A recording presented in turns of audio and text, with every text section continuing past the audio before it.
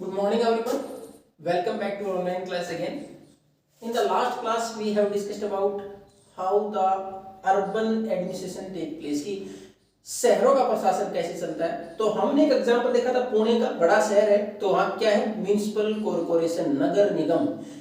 तो शहरों में प्रशासन की बात करें तो स्थानीय लेवल पर देखो हमारे यहाँ सरकारें 3 लेवल पर होती हैं। सबसे ऊपर central government which is run by Modi ji now, जो मोदी जी चला रहे हैं, बीजेपी पार्टी चला रही है। देन आफ्टर स्टेट गवर्नमेंट, जो कि आपके स्टेट राजस्थान में कांग्रेस और अशोक गहलोत जी चला रहे हैं।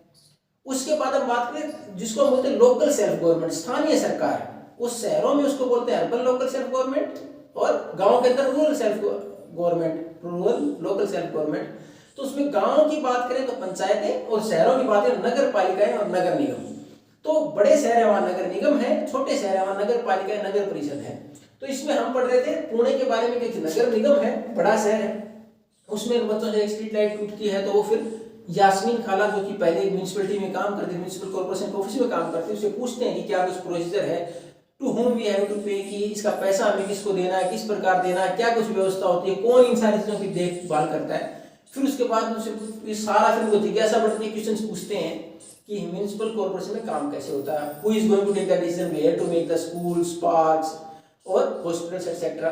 तो उसमें बताया जाता है तो कमिश्नर होता है और एडमिनिस्ट्रेटिव ऑफिसर्स होते हैं, सरकार नियुक्त करती है। उसके अलावा काउंसिलर होते हैं जो हम चुनते हैं। उसके बाद एक सुप्रीम जो हेड होता है उसका नगर पालिका, उसको चेयरमैन बोलेंगे। नगर निगम जिसकी हम बात करें वो मेयर होता है। तो इस प्रकार डिसीजन ले जाते हैं। अब हम पढ़ेंगे from where the municipalities is going to take the funds, from where municipalities get the funds, कि पैसा आएगा कहां से। ये सब सारे काम कराएंगे, स्कूल बनाने हैं, कॉलेज बनाने हैं, हॉस्पिटल्स बनाने हैं, पार्क बनाने हैं, गार्बेज की व्यवस्था करनी है, गार्बेज कलेक्शन की व्यवस्था करनी है, स्ट्रीट लाइट्स लगानी है, रोड बनाने हैं। तो पैसा कहां से आएगा, from where we are going to get the money और फंड्स, पैसा आएगा कहां से। अब इसमें हमने पहले पंचायती राज में पढ़ा था, तो इसमें कुछ तो क्या होता है, नगर पालिका के अंदर उस शहर के अंदर जितने मकान है जिनकी प्रॉपर्टी, उसके ऊपर टैक्स लगता है, प्रॉपर्टी टैक्स लगता है, जिसको हाउस टैक्स भी बोला जाता है बहुत सारी जगह। तो उस टैक्स से पैसा आएगा। उसके अलावा उस एरिया के अंदर दुकानें हैं उसके अंदर उससे पैसा आएगा। कोई नया ऑर्गेनाइजेशन, कोई भी संगठन है किसी प्रकार की एक्टिविटीज करता है, जैसे कोई मेले वगैरह लगते हो, तो इस प्रकार का कोई अगर ऑर्गेनाइजेशन किसी प्रकार के ऐसे एक्टिविटीज होते हैं कोई। अब दूसरा कोई वहां कॉमन लैंड है उसका कोई इस्तेमाल करता है, गवर्नमेंट की जगह है उसका कोई इस्तेमाल करता है, जैसे हमारे इलेक्शन में रैलीज वगैरह होती है उसका भी चार्ज किया जा सकता है। तो पैसा कहां से आएगा, या तो वाटर टैक्स है, जो सर्विसेज गवर्नमेंट प्रोवाइड कर रही है, म्युनिसिपल कॉर्पोरेशन प्रोवाइड कर रही है, उसके लिए चार्ज कर सकती है। गार्बेज कलेक्शन के लिए आपसे चार्ज किया जा सकता है, साफ सफाई के लिए। उसके अलावा अगर हम water is to be provided, हमें पानी प्रोवाइड किया तो उसके लिए वाटर टैक्स लगाया जा सकता है, प्रॉपर्टी के लिए प्रॉपर्टी टैक्स लगता है। तो ये सारा पैसा कहां से आएगा, इस प्रकार टैक्स लगा के आएगा। उसके अलावा अगर हम बात करें गवर्नमेंट फंड्स आर देयर, उसके अलावा सरकार से पैसा मिलेगा, क्योंकि ये तो जितना हमने टैक्स लगाया तो 25 से 30% जरूरतें ही पूरी हो पाती हैं शहर की। उसके अलावा जो पैसा आएगा वो कहां से आएगा, वो पैसा आएगा गवर्नमेंट फंड, सरकार से पैसा लिया जाएगा, यानी सरकार मदद करेगी पर्टिकुलर एक्टिविटीज को पूरा करने के लिए एक किसी भी जगह के ऊपर। तो ये था हमारे पास कि किसी भी म्युनिसिपैलिटी या म्युनिसिपल कॉर्पोरेशन के अंदर अगर काम कराना है तो हमारे पास पैसा कहां से आएगा। अब उसके बाद अब इन सारी चीजों को ऑब्जर्व करें तो उसमें हमने एक चीज और देखी थी, जो काउंसिलर है वो सारे मिलके अपना मेयर चुनते हैं, उसके बाद ये सारी व्यवस्था अपनाई जाती है। तो उसमें जो गार्बेज कलेक्शन था उसमें एक चीज इस बुक में जो मेंशन की गई कि 2 प्रकार के डस्टबिन घरों में रखा दिए गए, 2 प्रकार के डस्टबिन घरों में रखा दिए गए।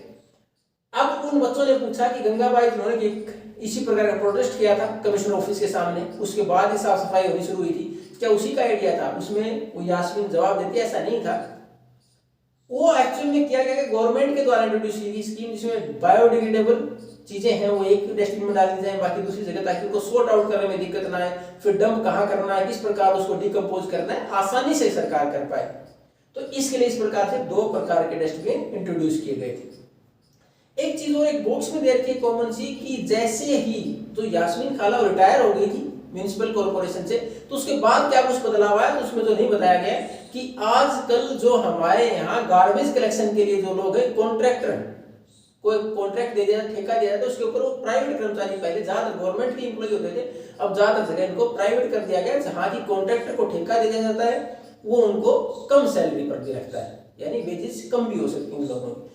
तो ये हमारा था अर्बन एडमिनिस्ट्रेशन की, शहरों का प्रशासन कह सकता है। नगर पालिका है, नगर निगम है, उनके लिए चुनाव होते हैं, उनका मुखिया चुना जाता है, उनके बाद अलग अलग कमेटियां बना दी जाती हैं, जो कमेटियां जिस चीज की जिम्मेवारी है उसका टेक केयर करती है। जैसे वाटर के लिए, वाटर सप्लाई के लिए कमेटी बना देगी, वाटर सप्लाई का देखिए कहाँ किस प्रकार की प्रॉब्लम्स है, कितना कहाँ पहुंचाना है, किस टाइम से किस टाइम तक मैनेज करना है। दूसरी स्कूलिंग एजुकेशन के लिए कर देगी, शिक्षा की व्यवस्था, कितने स्कूल कहाँ बनाने हैं, किस स्कूल की कैसी व्यवस्था सुधारनी है, तो अलग अलग कमेटियां बना दी जाती हैं। उसके बाद कुछ अधिकारी जो गवर्नमेंट के हैं, जैसे कमिश्नर है म्यूनिसिपल कॉर्पोरेशन में, या फिर और जो एडमिनिस्ट्रेटिव ऑफिसर्स हैं, प्रशासनिक अधिकारी, वो नियुक्त किए जाते हैं। और काउंसलर और जो मेयर है, these are elected by the public, और वो सारे मिलकर प्रशासन चलाते हैं।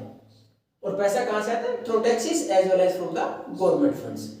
Our lesson is complete. I will provide you the question answer in the PDF format. Thank you and have a nice day.